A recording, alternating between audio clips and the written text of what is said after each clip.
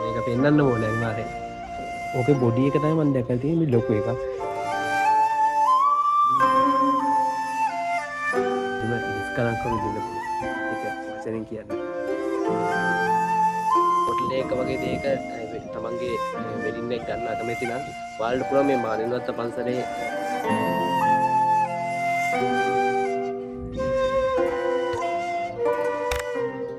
ඉතින් අයිබෝවන් කොහොමද ඔයාලට? ඉතින් ඔන්න අදත් තාම මම ලස්සන තැනකට ඔයාලා පෙන්නන්න. අපි අද ඇවිල්ලා ඉන්නේ කොළඹ තියෙන හරිම නිස්කලංක සහ ලස්සනම තැනකට. කැලණියට ඔයාලා එනවනම් වන්දනා චාරිකාවක් කරි නැත්නම් විනෝද චාරිකාවක් කරි නැත්නම් අධ්‍යාපන චාරිකාවක් කරි මොකක් කරි චාරිකාවක් කැලණිය පැත්තට යනවා නම් අනිවාර්යෙන් මෙතනට ඇවිල්ලා එන්න පුළුවන්. ඉතින් වීඩියෝ එකට යනකලින් මතක් කරනවා අනිවාර්යෙන්ම YouTube channel එක subscribe පාරක් දාගෙන යන්න. ඒ වගේ මේ වගේ වීඩියෝ දිගටම ඔයාලට බලන්න පුළුවන්. notification on කරලා තියාගන්න. ඒ වගේ වීඩියෝ එක බලලා අනිවාර්යෙන් like එකකුත් දාගෙන යන්න. comment එකකුත් දාන්න අමතක කරන්න එපා. අද හරිම විශේෂ තැනකට ඇවිල්ලා ඉන්නේ. ඒ වගේ තමයි මතක් කරනවා මම කලින්ම මේ channel එක පටන් ගද්දිම මම කරේ කැලණි විහාරයේ සම්බන්ධව වීඩියෝ එකක්. ඔයාලට ඒ වීඩියෝ එක බලන්න පුළුවන්. description එකේ දාලා තියෙනවා link එක. නැත්නම් දකුණු පැත්තේ උඩින් බලන්න පුළුවන්. එහෙනම් අපි අද යන් අපි යන්න තියෙන තැනට.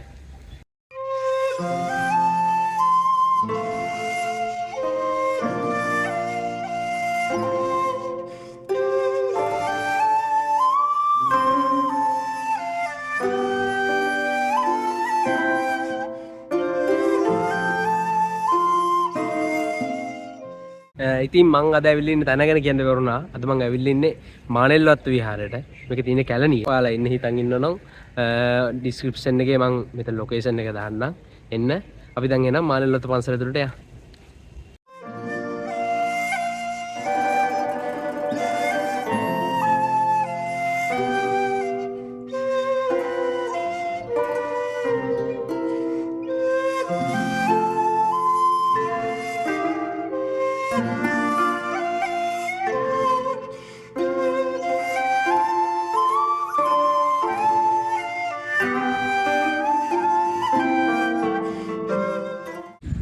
ඔයාලා දකින්න ඇති මම වට වෙන්නවා මානෙල්වත්ත පන්සලේ තියෙන අර ලොකු බුදු පිළිමේ. දැන් මේක උඩට නගිනකම් ඒකේ උඩට නගින්න පුළුවන් පරිපලේ ඇවිල්ලා දැන් උඩට යන්න.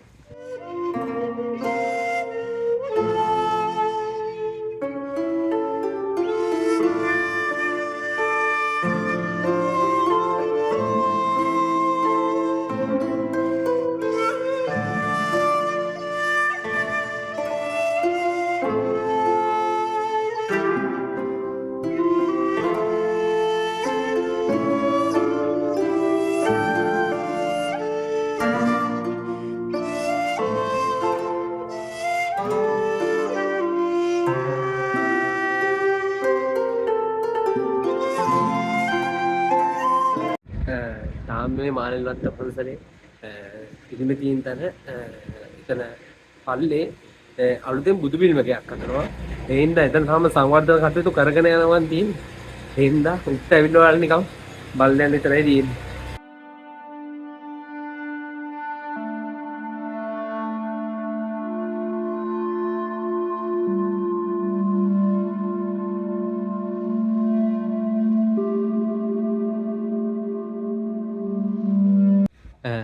මේ තියෙන්නේ සුප්‍රසිද්ධ අශෝක ස්තම්භය. ඒ කියන්නේ අශෝක ස්තම්භයේ ආකෘතියක් තියෙන්නේ.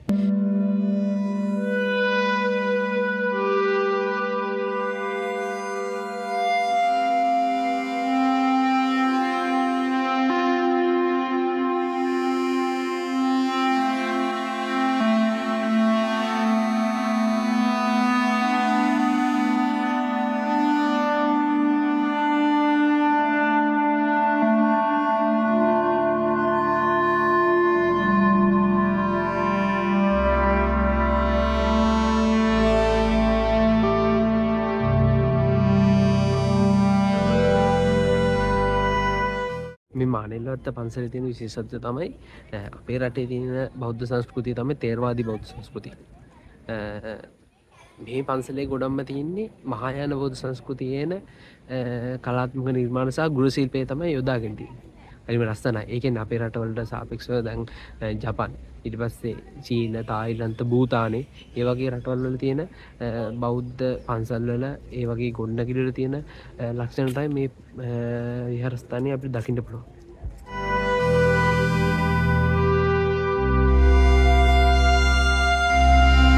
තියෙන ජපන් කොරියානු දිව්‍ය ලෝක තියෙනවනේ. මේක ඇවිල්ලා චීනේ, තායිලන්ත, නේපාල, භූතාන ඒ වගේ දිව්‍ය ලෝක වලින් කණන් වන්න එක කොටසක් තමයි මේ විදිහට කොළඹ කැලණියට වැල්ලා තියෙන්නේ. ඇත්තටම මාල් ලස්සනයි. හිතන්නේ වෙනවා. සාමාන්‍යයෙන් උදේවරුවක වගේ ආවනම් උදේවරුවත් හොඳයි. හවස්වරුවත් හොඳයි. ඇත්තටම මේ ටයිම් එකේ තමයි එන්න ඕනේ. නැත්තම් දවල් වෙනකොට නම් කොළඹට දැඩි අවුරස්මියක් තියෙන්නේ. හවස්වරුව උදේවරුව කියන්නේ මේ පන්සල හරිම නිස්කලංකව විඳින්න පුළුවන්. ඒක වචනෙන් කියන්න බෑ. හරිම නිහඬයි. කොළඹද කියලා හිතා ගන්න බෑ ඇත්තටම ඉන්නේ. ඒක වෙනම හැඟීමක්. ඒ හැඟීම දැනගන්න ඔයාලා මේ පන්සල අනිවාර්යෙන්ම එන්න.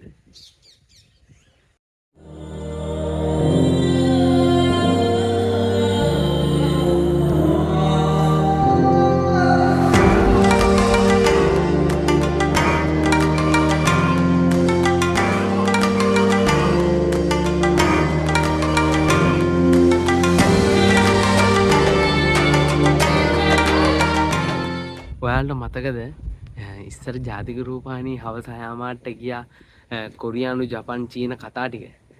ඉතින් ඔයාලට මේ පිටිපස්සෙන් පේනවා ඇති මේ මානෙල්ලත්ත පන්සලේ මාලිගාව වගේ තියෙනවා මෙතන.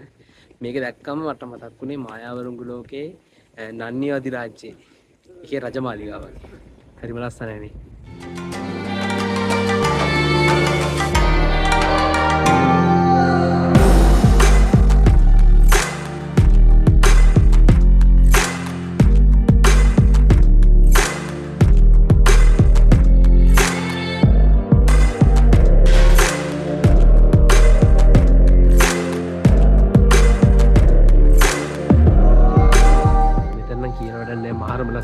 අනිවාර්යෙන් මෙතනට එන්න ඕනේ.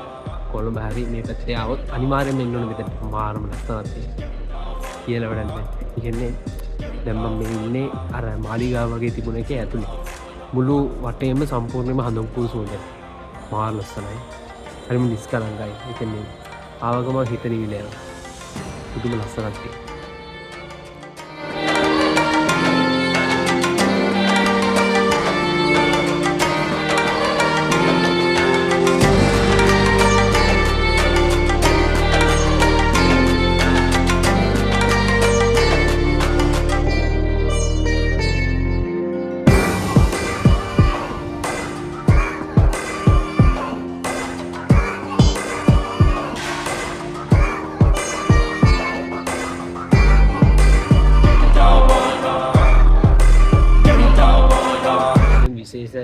සීනුවක් කොමුණ මේක ගොඩක් අය දැකලත් ඒ සමහරට මේ තියෙන්නේ මේක පෙන්වන්න ඕනේ අනිවාර්යෙන්.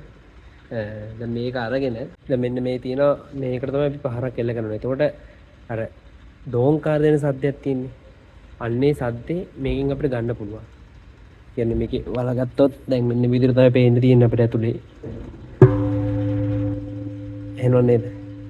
මේක ඕමනේ හරියට ගහන්නේ මේක මේ සාමාන්‍යයෙන් මම දැකලා තියෙන විදිහ කියන්නේ මේක මෙහෙම වටයක් කරකවලා මෙහෙම කරකවලා තමයි ගහනවා කියන්නේ. අන්න සද්දේ එවුණ නේද? අන්න එහෙම තමයි ගහන්නේ ඒක. ඔයාලට ආයෙත් කරලා පෙන්නන්න නේ. මේ විදිහට මේක රවුමක් කරා යනවා මෙහෙම. මෙහෙම අරන් ගිහලා ඕකේ බොඩි එක තමයි මම දැකලා තියෙන්නේ මේ ලොකු එක. මේ විදිහට අන්න එහෙම පහරක් එල්ල ගන්නවා. සද්ද ඇහුන්නේ.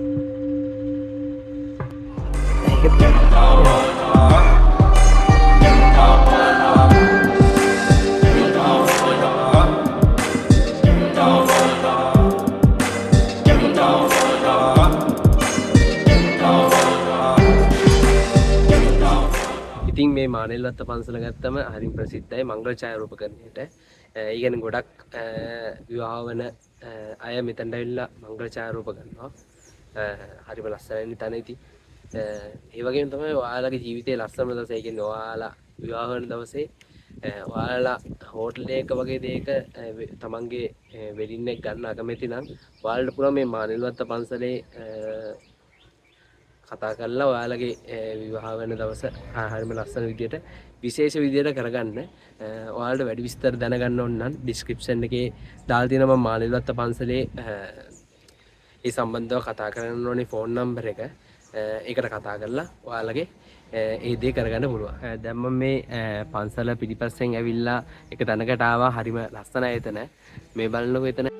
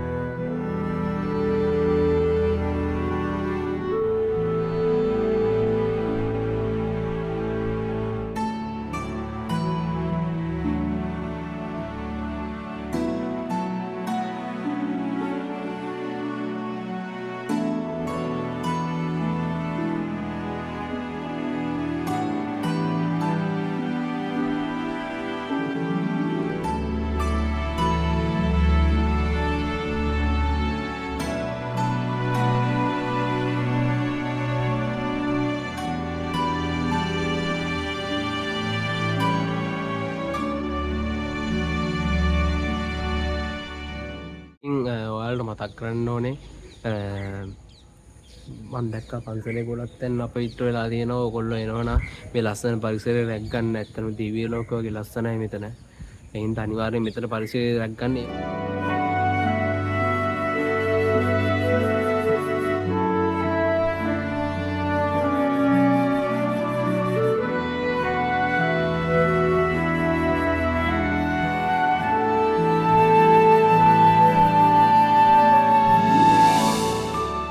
ඉතින් කොහොමද අද ඔයාලට මම පෙන්නුව මානෙල්වත්ත පන්සල. ඔයාලගේ අදහසත් අනිවාර්යෙන් කමෙන්ට් එකක් විදියට දීගෙන යන්න.